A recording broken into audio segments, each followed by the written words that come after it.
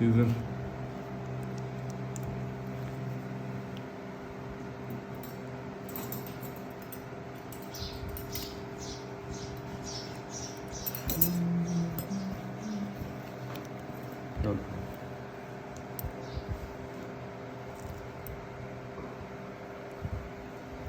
डालो। हाँ जी चल रही है। ये कितना टाइट है पट्टा ना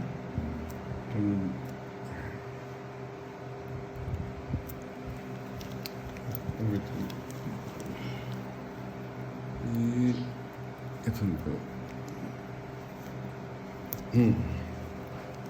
हाँ जी देखा बहुत टाइट है पट्टा देखो